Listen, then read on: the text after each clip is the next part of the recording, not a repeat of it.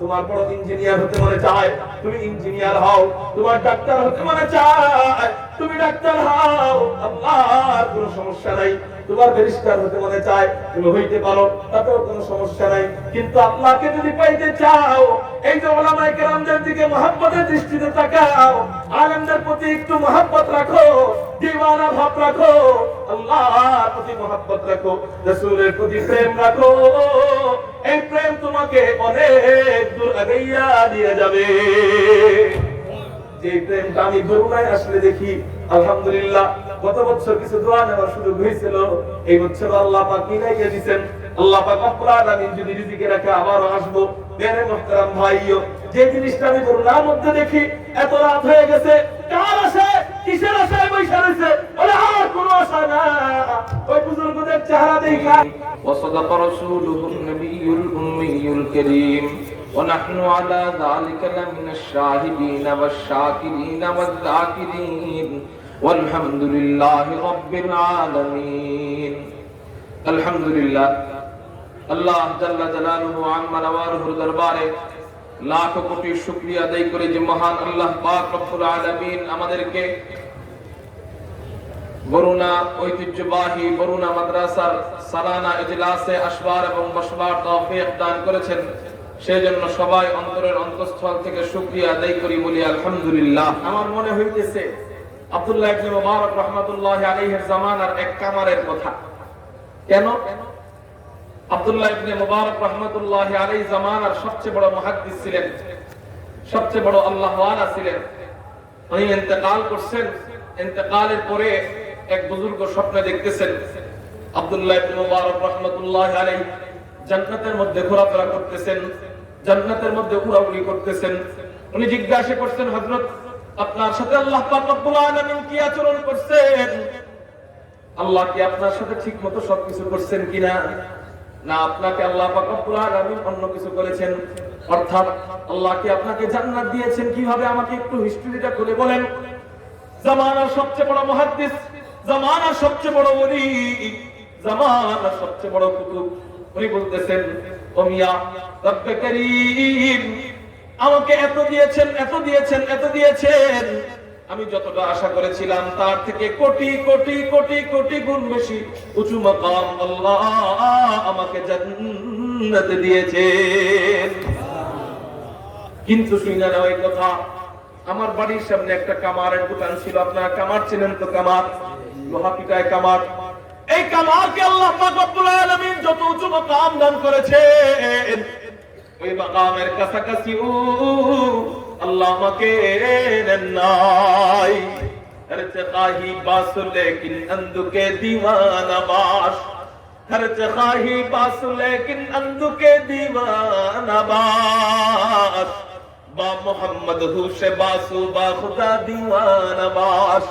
मेरे मुहतरम भाइयों, এই কামারকে আল্লাহ পাক রব্বুল আলামিন অনেক উঁচু মাকাম দিয়ে দিয়েছেন, কিন্তু আমাকে আল্লাহ পাক রব্বুল আলামিন ওই কামারের ধারে কাছে নেন নাই। ওই বুজুর্গর ঘুম ভেঙে যায়, ওই কামারের বাড়িতে যায়, বাড়ির থেকে সালাম দেয়, ভিতর থেকে সালামের উত্তর ভেসে ওঠে এক মহিলার কণ্ঠ।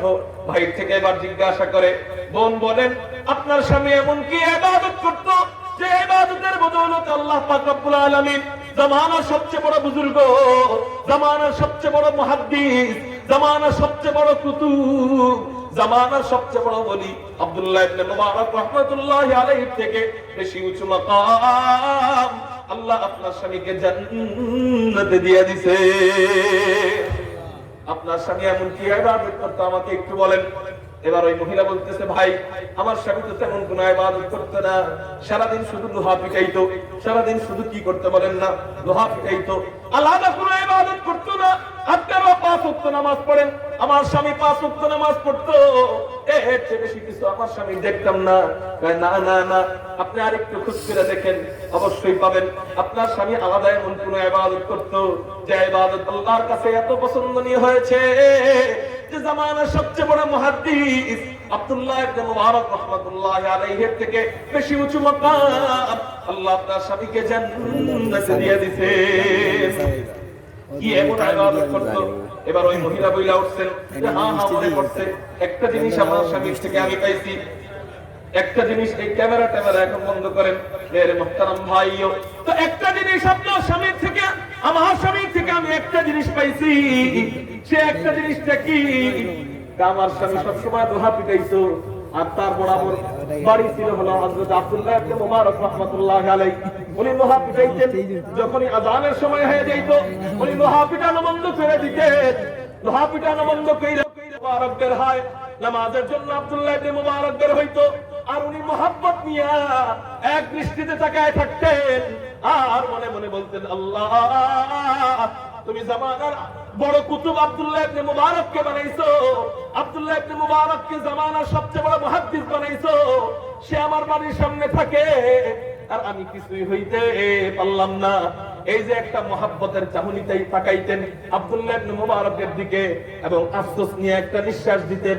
এবার ওই ব্যক্তি, ওই বুজুর্গ বলতেছেন, বোন আর বলতে হবে না, আর বলতে হবে না, আমি বুঝে গিয়েছি রব্বে কারীম আপনার এই স্বামীর আলেমের প্রতি মোহাব্বত এত কবুল করছেন, এত কবুল করছেন, এত কবুল করছেন, আল্লাহ পাক রব্বুল আলামিন আপনার স্বামীকে জামানার সবচেয়ে বড় বুজুর্গ আব্দুল্লাহ ইবনে মুবারক রাহমাতুল্লাহি আলাইহির থেকে বেশি উঁচু মাকাম জান্নাতে দান করেছে।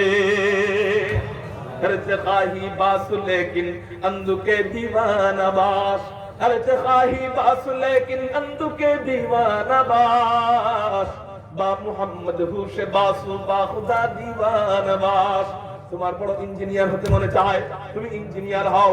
তোমার ডাক্তার হতে মনে চায়, তুমি ডাক্তার হও, আল্লাহর কোনো সমস্যা নাই।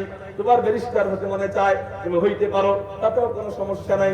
কিন্তু আল্লাহকে যদি পাইতে চাও, এই যে উলামায়ে কেরামদের দিকে মহব্বতের দৃষ্টিতে তাকাও, আলেমদের প্রতি একটু মহব্বত রাখো, দিওয়ানা ভাব রাখো, আল্লাহর প্রতি মহব্বত রাখো, রাসূলের প্রতি প্রেম রাখো। এই প্রেম তোমাকে অনেক দূর আগাইয়া দিয়ে যাবে।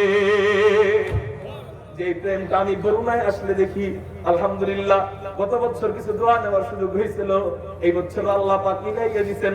আল্লাহ পাক রব্বুল আলামিন যদি রিজিকে রাখে আবারও আসবো।